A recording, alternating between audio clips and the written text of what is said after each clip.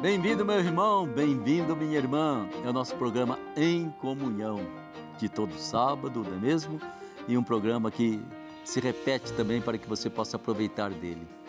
Em Comunhão, nós estamos tratando um pouquinho sobre a Bíblia Sagrada, quase que fazendo ecoar o segundo Congresso Bíblico Mariológico de Aparecida que aconteceu aí em novembro, né? Estamos conversando porque para nós é tão importante que o católico verdadeiro tenha como, digamos assim, objeto que o leva a orar, objeto que o leva a ser verdadeiramente católico, mais do que todas as suas medalhas, imagens, capelinha, tem a Bíblia. Porque sem a Bíblia nós podemos muitas vezes nos desviar do caminho de Deus, né? E uma Bíblia que tem que ser bem interpretada para também não criar caminhos que se afastam de Deus. Então nós estamos aqui em comunhão, nós vamos refletir hoje, veja bem, sobre a busca da vontade de Deus através da interpretação bíblica. A busca da vontade de Deus. O que interessa é que seja feita a vossa vontade, assim na terra como no céu.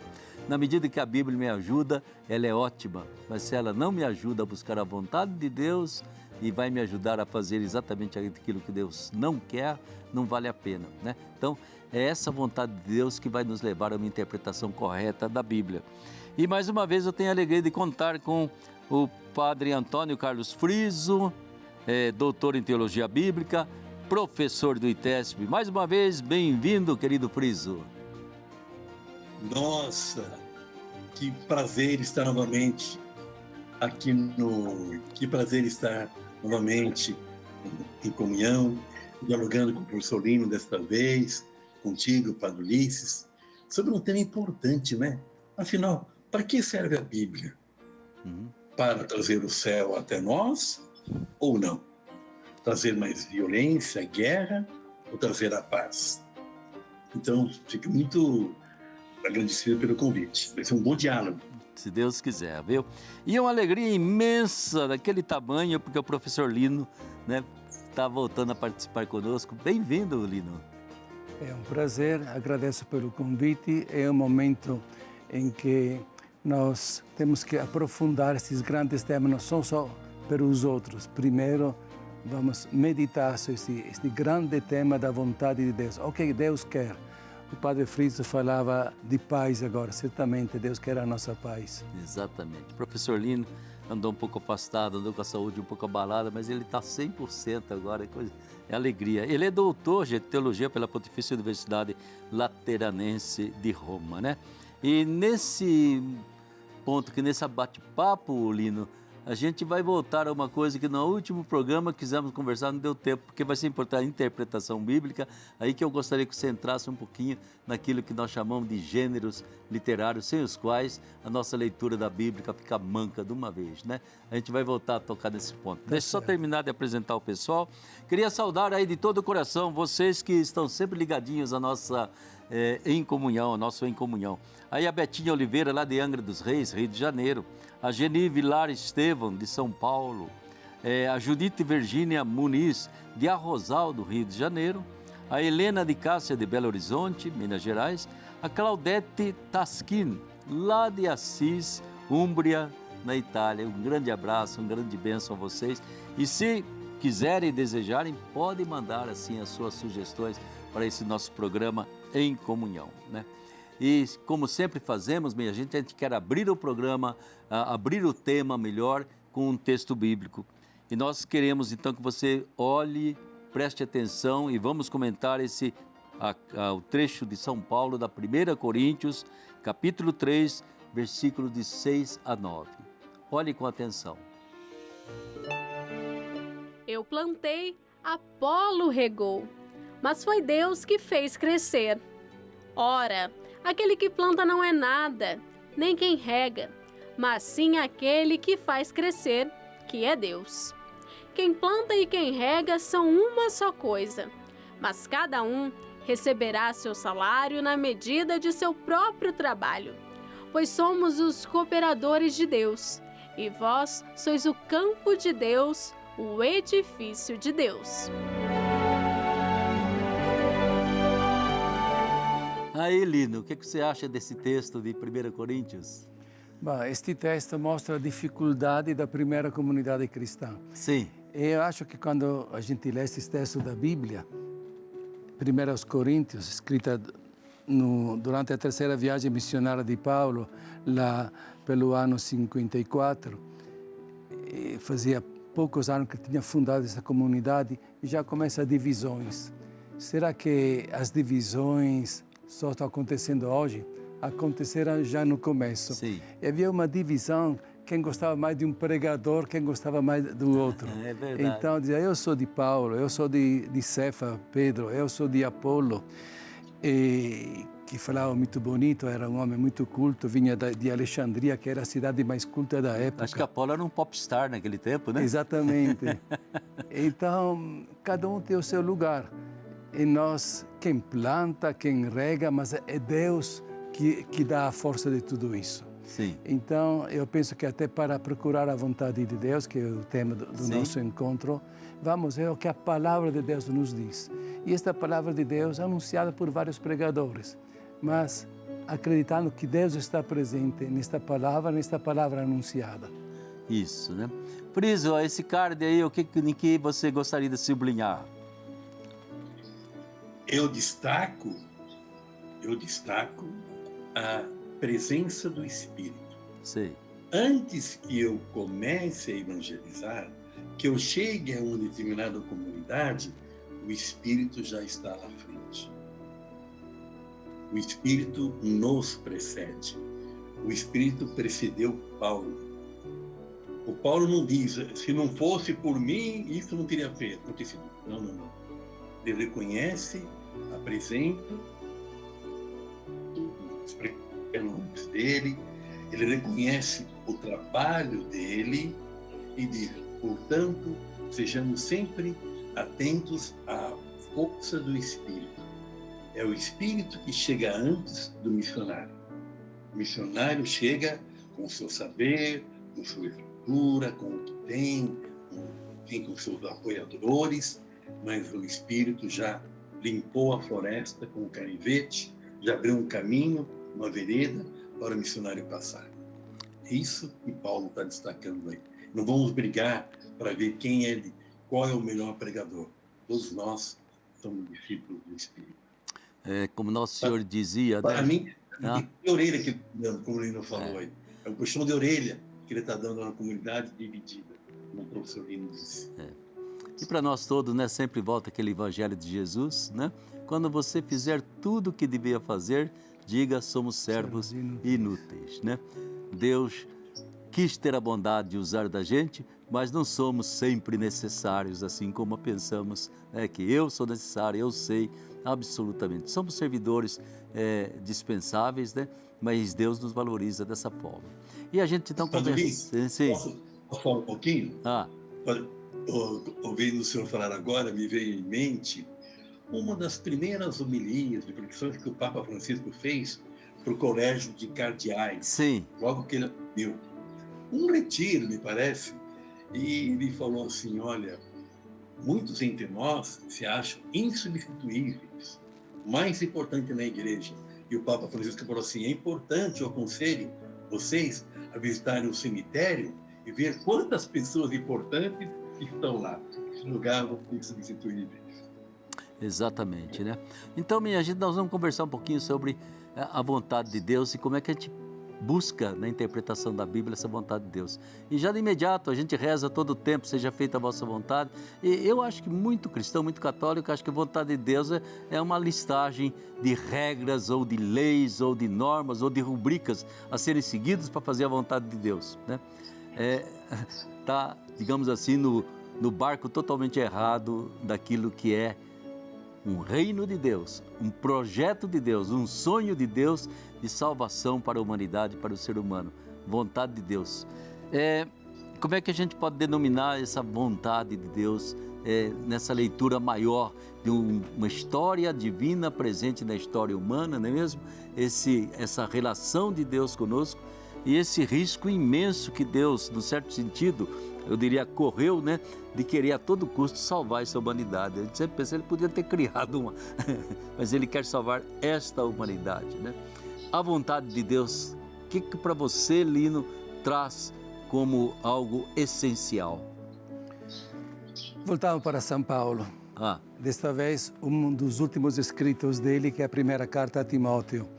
E no capítulo 2, início do capítulo 2 desta primeira carta a Timóteo, ele pede para rezar para todo mundo, Sim. pelas autoridades. Interessante, se a gente olhar as datas em que ele manda esta mensagem, correspondia à época em que era imperador Nero. E manda rezar pelas autoridades da época, inclusive com aquele que irá matar ele. Nossa Senhora. E a certo ponto, diz, para que tenhamos dias de paz, porque, vou responder a sua pergunta, Deus quer que todos os homens sejam salvos e cheguem ao conhecimento da verdade. Então, qual é a vontade de Deus? Acho que esta frase expressa muito bem. Exatamente. A vontade de Deus é a nossa salvação. E permita-me citar um título de um livro de um famoso teólogo, von Balthasar, O Todo no Fragmento. O que é isso? O todo é o todo da história. Sim. Século de história. Como explica o século de história? Com um fragmento, um pedacinho que vai da morte até a ressurreição de Cristo. Então, este fragmento mostra como se expressa a vontade da salvação de Deus dirigida para todos os homens, graças à morte e ressurreição de Cristo. Aliás, se nós pegamos os primeiros discursos dos apóstolos, como são relatados no livro dos Atos dos Apóstolos, seja os de Pedro como os de Paulo, seja discurso dirigido para pessoas de origem judaica ou de origem pagã, sintetizamos uma frase só: Jesus morreu e ressuscitou para a nossa salvação, aquilo que na teologia chama de querigma, que seria a mensagem básica do Evangelho. Então, qual é a vontade de Deus? Encontrar Jesus e acreditar que a morte dele foi o maior ato de amor da história da humanidade. E neste ato de amor nós somos salvos. E você fala, né, você usou uma figura, um símbolo, um fragmento. E pensar que esse fragmento é essencial para a história humana. Sem esse fragmento, a história humana implode. Exatamente. Esse fragmento é capaz de recriar uma humanidade inteira, né? E é o que Deus mais sonha, né? Então, Deus não está apegado a essas coisas, leis, instituições, então, tudo isso é muito bom, mas tudo isso é sábado, e o sábado foi feito para o homem ser salvo, né? Como é que você vê isso, Friso? Essa boa vontade de Deus. Eu vejo o seguinte: nós confundimos texto bíblico com palavra de Deus. Sim. O que é texto bíblico? Eu vou lá em Mateus, capítulo 5, versículo 13. Vós sois o sal da terra, vós sois a luz do mundo. Se o sal perder o gosto, vai planar a luz. Não pode colocar embaixo da bacia, mas no candelabro. Assim também brilhe vossa luz diante dos homens. Quando eu ouço esse texto, e agora eu sou luz, agora eu sou sal da terra, e eu então vou praticar a palavra de Deus, dando testemunho desse Deus. Palavra do amor, e não de violência, verdade, e não mentira, notícia, e não fake news, amor, não ódio. Quando eu procuro viver isso nas minhas relações pessoais, comunitárias e sociais, aí o reino de Deus acontece. O Lino citou Oswald Baltazar. Eu tomo a liberdade de citar um grande teólogo, é um dos brasileiros mais lidos no mundo, né? Ao lado de Darcy Ribeiro, Gilberto Freire, Paulo Freire, Leonardo Boff. Um grande teólogo. Ele acabou de celebrar 80 anos. E fizeram um livrinho dele, fizeram um livro para homenageá-lo. 10 teólogos fizeram pergunta para ele responder. E uma segunda pergunta é: para que serve a teologia? O Leonardo responde assim: pobre do teólogo que só fica na teologia, pobre do místico que só fica nas suas rezas, pobre do teólogo que só fica fechado no seu gabinete, no seu escritório, nos seus missionários. A teologia tem que abrir os olhos, vigiai, e dialogar com o que acontece no mundo. Tem guerra, tem que ter palavra da teologia. Estão destruindo a Amazônia, tem que ter palavra da teologia. Estão matando índio, tem que ter palavra da teologia. Estão matando mulher de feminicídio, tem que ter palavra da teologia. Estão fortalecendo o racismo, tem que ter palavra da teologia. Há clericalismo entre nós, tem que ter palavra da teologia. Por quê? Deus nos criou, não criou tudo. Gênesis 1-11. No princípio não criou ele, o céu e a terra, tudo que nele existe. No sexto dia não criou o homem e a mulher para cuidar do jardim. Então, a teologia, o cristão, a cristã, o leigo e a leiga devem estar atentos, vigiar. O evangelho do domingo passado, né? O 32º, vigiar, portanto, que não saber nem o dia nem a hora. Vigiar não é ficar sem dormir, não, e não abestalhado. Vigiar é estar atento, observando sinais dos tempos e denunciar e colaborar para que tudo que é contra o reino seja jogado fora e prevaleça a sociedade justa, a tão sonhada sociedade do amor, como tão bem falou para nós o São João Paulo II, um documento de Santo Domingos, né? Então, eu acho que aqui já fica muito claro para nós que estamos escutando Lino e Friso, né? A primeira coisa, a vontade de Deus é quer salvação e não como que eu pego a minha Bíblia para condenar uma porção de gente. Isso é importante, Deus quer a salvação, né? E outra coisa importante, você só lê a Bíblia corretamente quando você tem, assim, um desejo profundo de encontrar a vontade de Deus, entende? Para ficar mais erudito, para fundar outra seita, não vale a pena. Eu quero encontrar a vontade de Deus, eu quero que ela seja feita, né? Então eu leio a Bíblia, eu procuro conhecer ao máximo a minha Bíblia, mas o fundo, a essência da minha intenção é buscar a vontade de Deus, essa vontade que quer a salvação do homem, né? Então muito cuidado quando você pega uma Bíblia para dizer fulano está salvo, fulano está condenado, fulano... Isso aí não é parte da vontade de Deus, e muito menos usar esse livro para fazer esse tipo de pastoral, digamos assim, ou de tribunal de justiça, não é por aí. E, Lino, eu acho que aqui nós entramos numa coisa muito importante, então, buscar essa vontade de Deus.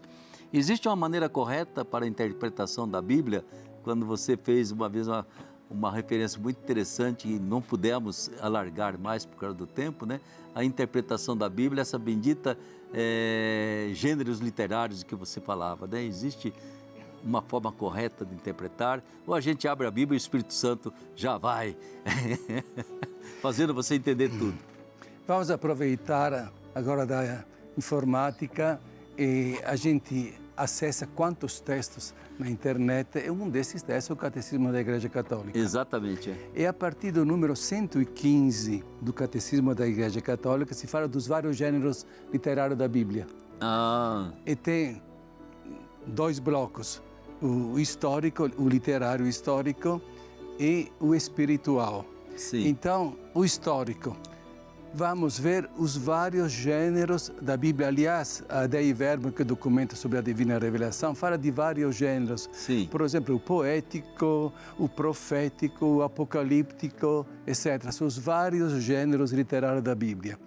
Então, o que quis dizer na circunstância específica o autor sagrado? A quem estava se dirigindo? Qual era o contexto? Qual é a linguagem que ele está usando? Aliás, no programa anterior, se lembrava de dificuldade para a correta interpretação da Bíblia. E uma delas, será que todo o Pentateuco foi escrito por Moisés? E a gente poderia até fazer outros exemplos. Todo o livro de Isaías foi escrito por ele? A certo ponto a gente descobre, Isaías está em três partes, três períodos bem distintos. O Isaías não viveu 400 anos. Então, o proto-Isaías, o deutero-Isaías, o trito-Isaías. Então, é uma escola de profeta, de um profeta que continuava por séculos sucessivos. Tudo era atribuído ao fundador, nesse caso específico, Isaías. Quando fala depois do sentido espiritual, nós podemos ter um sentido de aplicação a Cristo. Por exemplo, com a visão geral da história da salvação, nós pegamos a saída do Egito, a travessia do Mar Vermelho como símbolo do batismo. A Páscoa judaica que prepara a Páscoa cristã. Sim. Então, a referência a Cristo. Depois tem um sentido moral. Como isso se aplica para a minha vida. Como eu posso, porque tudo foi escrito para a nossa edificação, diz o apóstolo Paulo. E depois o sentido anagógico, que em grego significa que conduz, aquilo que nos conduz ao ponto final, que no fundo é um novo céu e uma nova terra. Então a Bíblia, ficando com esta orientação do catecismo, tem que considerar estes dois sentidos, o literal e o espiritual. O espiritual no sentido cristológico, no sentido moral e no sentido da escatologia anagógico seria o termo. Como isso vai ser aplicado na minha caminhada para a etapa final da minha vida, ver Deus face a face, que esta é a vontade dele. Exatamente. Então, eu acho que é importante que de imediato a gente nunca reduza a Bíblia a uma revelação moralista, que é um grande risco, tentação. Uma revelação. O mundo de leis tem que fazer assim, tem que se vestir assim, tem que fazer isso. Isso é um reducionismo tremendo da Bíblia Sagrada, essa mentalidade, esse enfoque moralista e que critica sempre o modo de agir das pessoas, né? Por outro lado, também não posso olhar a Bíblia do ponto de vista histórico, né? Ou do ponto de vista científico, né? Eu me lembro bem de um cidadão que o que não estiver, a ciência que não estiver na Bíblia é falsa. Bobeira da gente, né? Não é nada disso que Deus queria da Bíblia. Deus estava deixando o ser humano ir evoluindo, descobrindo as coisas. Se dependesse da Bíblia, a gente ainda estaria vivendo em cima de uma pizza, né? A Terra seria uma pizza ainda e a gente vivendo sobre essa pizza. Então, é muito importante perceber aquilo que é a mensagem da Bíblia, né? É realmente essa vontade de Deus de nos salvar, essa vontade de Deus de ver a humanidade progredir, evoluir do ponto de vista de ser humano, essa vontade de Deus de ver a sociedade humana encontrar esse bendito caminho da paz e da justiça. Isso então nos leva, entende, aquilo que liga em parte, digamos assim, com a tradição, evidentemente, como já vimos anteriormente, né? Mas todo esse... De um lado, a gente não ser um espírito crítico que não consegue perceber a mensagem de Deus em determinados fatos históricos, ou em determinadas situações, né? E por outro lado também, a gente não tomar tudo ao pé da letra. Essa medida é nos dada pela igreja, Friso. Como é que a gente vê essa questão dos gêneros literários? Porque definitivamente... Nós temos que crer, como dizia Lino, a Bíblia não foi que o evangelista ou o autor pegou na caneta, né, e escreveu tudo de cabo a rabo, né? É um mundo de textos que foram sendo colados e foram sendo interpretados, né? E a partir de uma tradição de comunidades, de povo de Deus, de gente que estava vivenciando desafios tremendos ao longo desses, quanto tempo? Mais de 1000 anos, né, que nos vem a escrita da Bíblia. Então, muitos povos, muitas culturas, muitas diferenças de gerações. Como é que a gente vê isso quando eu abro essa Bíblia, edição Paulina, edição de qualquer outra editora, edição aí Santuário? Como é que eu vejo isso aí? Primeiro, o Lino e o Ulisses, você falaram muito bem.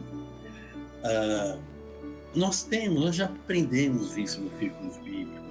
No nosso congresso, aqui realizado em Aparecida, o segundo congresso bíblico, que foi uma beleza, né, com muita gente, muitos estudiosos falando sobre a Bíblia, o nosso arcebispo, Dom Orlando Brandes, né, com o tema Bíblia na mão e pés na missão, né, a gente parece, nós homenageamos o nosso arcebispo. A igreja está sempre preocupada para que os seus fiéis, nós, padres, os religiosos, os diáconos, catequistas, a liturgia, interprete bem o texto bíblico. Por isso que nós aprendemos a ler o texto dentro do seu contexto, para não virar pretexto. Sim. Por quê? Foi um livro escrito, como o senhor mesmo falou, começou a ser escrito no século VIII a.C. Não tinha alfabeto, como é que a gente vai escrever assim A, B, C, D? No hebraico, alfabeto Gimel, não é? No grego, alfabeto da gama. Não havia isto. Então, o povo viveu muito tempo, né? Uma tribo se une a outra, um clã com o outro, tem conflitos, tem experiências divinas. Antes do povo se fortalecer, criar o Estado de Israel Norte e Judá ao Sul, século VIII, né? Com a dinastia de Onri, tinha lá o Baal, era a deusa da fertilidade, a Astarte, a Xerá, eram divindades. Ela era uma divindade. E lentamente o povo da Bíblia, não é, vai se identificando com uma divindade chamada Adonai, que a gente chama aí Javé. Né? Aí vão escrevendo essas histórias muito antigas, não é? Como o professor Lino falou, né? Professor Lino, o êxodo, não é? A tomada das terras. Então são histórias, experiências que vão sendo escritas, né? E nós aprendemos muito, depois do Concílio Vaticano II, né? No nosso congresso falamos muito bem isso, da Dei Verbo, né? A ler o texto dentro do seu contexto. E a igreja é muito preocupada com as traduções. O senhor falou das Paulinas, tem da Santuário, tem da Paulo, tem dos franciscanos, enfim, não é? Cada congregação tem aí a sua Bíblia, para chamá-la de sua Bíblia. Isso é bonito, bem feita, bem traduzida, com mapas, com dicas, para a gente, tudo isso, ajudar a gente a ler o texto no seu contexto. Por quê? Como nos nossos dias, tem violência no passado, tem violência hoje. Você vai aceitar o que diz lá o Deuteronômio? Se o teu irmão ousar cultuar um outro Deus, você deve ser o primeiro a tirar a vida dele? Claro que não. Isso é um texto violento, não é? Ou então Caim e Abel, primeiro fratricídio, né? Morte dos irmãos. Por que você matou teu irmão? Não sei. Onde ele está? Não sei. Olha a malandragem, a cara de pau do Caim. Ele mata o irmão e Deus diz: onde está teu irmão? Não sou guarda do meu irmão. Né? Então, a gente tem que ler esse texto dentro do seu contexto, para não reproduzir. E, por exemplo, vamos pegar a questão do Caim e Abel. Os dois oferecem sacrifício. Só porque o outro não agradou a Deus, ele vai e mata o irmão. O que o autor, o sábio bíblico, quer dizer para nós? Como o mal entra no mundo, não vem de Deus, mas vem da inveja, Sei. do ódio. Eu creio que é importante, então, e essa longa história, não é mesmo? Dentro da qual se começou a escrever as tradições, porque a tradição veio muito antes da Bíblia escrita, né? As memórias que eram feitas, juntar papiros que estavam perdidos para lá e para cá, eu acho que tudo isso é importante, né? E para nós, hoje em dia, eu acho que continua um desafio, né, Lino, muito grande, porque nós não conseguimos ainda passar de uma linguagem que fazia referência a uma cosmologia, que não tinha paleontologia, não tinha nada, e de repente nós ainda continuamos insistindo em determinadas linguagens, né? Em que não percebemos que determinados personagens foram simbólicos, né? E não só uma palavra. Aí já estão pedindo para a gente encerrar. Nós estamos começando a conversar e já estão pedindo para encerrar a conversa, viu? Então, vamos lá, minha gente. Eu vou pedir aí para, mais uma vez, o querido Lino dar uma última palavra em cima exatamente desse tema que estávamos refletindo. Eu gostaria só de fazer uma referência à primeira página da Bíblia. Sim. Primeiro capítulo fala da criação. Segundo capítulo fala da criação. São dois relatos distintos. Sim, certamente. Não mostra isso que existem vários gêneros. No primeiro, Deus cria o homem macho e fêmea. No segundo, o homem sozinho que é dono do mundo, mas falta uma ajuda importante que será a mulher.